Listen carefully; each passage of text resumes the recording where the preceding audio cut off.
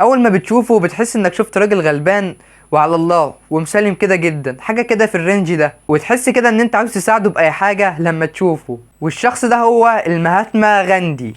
وغاندي فعلا كان بطل من ابطال السلام ومحرر الهند، ومفيش منه اتنين زي ما بيقولوا فعلا. يلا هنشوف الكلام ده دلوقتي مع بعض، بس الاول ما تنسوش اللايك والسبسكرايب والشير عشان القناه تكبر.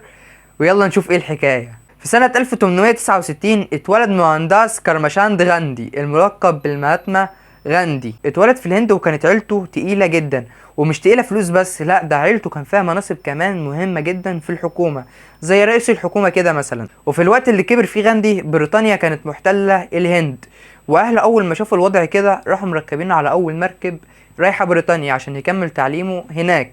وده لان كان في دوشه وجهل كتير جدا في الهند كلها. وراح غاندي بريطانيا وحب انه يدرس قانون زميلي يعني، وقال ما نعمل قانون احنا كمان. وبدأ فعلا غاندي يترجم المناهج وحط التاتش بتاعه من الديانة الهندوسية لان هو كان بيؤمن بيها، وعشان يعني تمشي مع اهل بلده في الهند وكده. وبعد ما خلص دراسته والدنيا فل راح واخد بعضه ورجع على الهند تاني. بس اول ما رجع شاف ان الوضع مش احسن حاجة، وان الشهادة دي مكانها في الدولاب. وده عشان البلد كلها يعتبر كانت ماشية بالحب، والاحتلال كان موجود، بس الاحتلال كان عاوز يستغل تعليمه ويشغلوه معاهم. بس لما شاف اللي عملوه في اهل بلده رفض طبعا، ده كفايه الثروات اللي كانت بتتنهب وتروح على بريطانيا هناك، وكان بيشوفها بعينه. وفضل لحد ما جاله عقد عمل لمده سنه في مكتب محاماه في جنوب افريقيا، وقال مش مشكله دوله محتله من الاحتلال البريطاني برضو، ومش مشكله وفيه هنود كتير هناك واكيد الدنيا اروق من هنا. راح هناك بقى وشاف معامله الحكومه وضرب الحكومه للمواطنين سواء هنود او غيرهم. طبعا زي ما قلنا ان هو شغال محامي، فبدا يحارب ظلم الحكومه، وبدا انه يتعلم الاسعافات الاوليه عشان يبقى يساعد المصابين من ضرب الحكومه. مش بس كده، ده كمان خصص جزء من مرتبه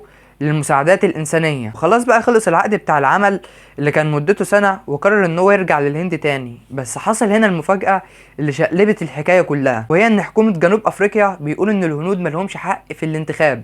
راح من غاندي رمى الشنطة بتاعته وقال والله ما انا ماشي، ده الهنود قاعدين واكلين شاربين نايمين هنا، ازاي ما لهمش حق التصويت في الانتخابات؟ وغاندي فعلا بمعرفته السياسيه وادراكه للقانون قدر يثبت ان ده ما ينفعش وكمان مش دستوري، وفضل واقف جنب الهنود وبيساعدهم وبيتكلم باسمهم. وبعد فتره اسس صحيفه الشعب الهندي عشان ينقل صوت شعبه. سنه 1904 فكر غاندي واصحابه ان هم يعملوا مزرعه كبيره ويشغلوا فيها الهنود بس، ويوم ورا التاني المزرعة بدأت تكبر وتكبر، وبدأ اقتصاد جنوب أفريقيا ينتعش. حكومة جنوب أفريقيا طبعا بدأت تتضايق من اللي بيحصل ده، وإن غاندي عنده مزرعة والاقتصاد بتاعه والكلام ده كله، فبدأت إن هي تعتقله وتعتقل الهنود كمان وتقتحم البيوت. الهنود طبعا مسكتوش على كده وبدأوا يدخلوا في خناقات مع الحكومة، وبدأت أعمال الشغب وكانت مدعكة. وبعد فترة غاندي طلع ولقي الحكومة برضه لسه بتعامل أسلوب العنف معاهم وبتضربهم. وجات لغاندي بقى فكره بالنسبه له عبقريه، وفعلا هي جابت نتيجه. الفكره دي ان هم يعاملوا عنف الحكومه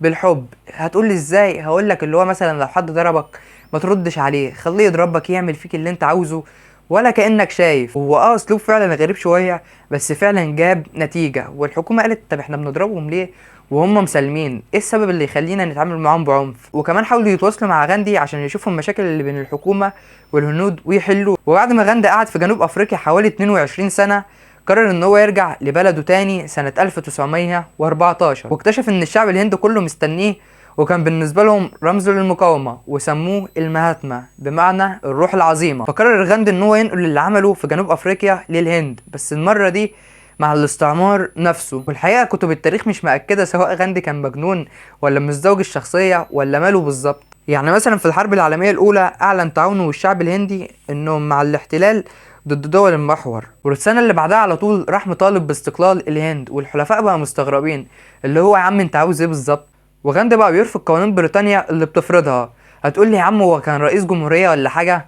هقول لك لا طبعا، احنا لسه قايلين من شويه فوق ان هو كان بالنسبه لهم رمز للمقاومه، وكله بقى ماشي وراه، اللي هو لو غاندي قال لا يبقى كله لا، غاندي قال يبقى كله وبعد فتره من الاحتجاج السلمي من الهنود والاعتقالات من بريطانيا، لقيت انجلترا ان اقتصاد الدوله وقع بعد الحرب العالميه الثانيه، وهتسوء اكتر لو فضلت محتليه الهند، فقررت ان هي تطلع من البلد. بس بريطانيا مش هتطلع كده وخلاص، راحت عامله فتنه قبل ما تطلع بين الهندوس والديانات التانية. الكلام ده كان سنه 1947، ومفيش اكتر من الديانات طبعا هناك، لحد ما جه غاندي من الخناقات دي كلها وطلب من الهندوس ان هم يتسامحوا مع الديانات الاقل منهم لان هم كانوا الاغلبيه. بس بعض الفئات الهندوسيه المتعصبه شافت ان دي خيانة عظمى ليهم، فقرروا ان هم يخلصوا من غاندي، وفعلا خلصوا منه سنة 1948. واحد ضربه بالنار وقع ميت مكانه عن عمر يناهز 79 سنة من الكفاح. وبعد موت غاندي بدأت تظهر خبايا صادمة كتير جدا، يلا نشوف ايه هي. يعني مثلا أصدرت محكمة ملاوي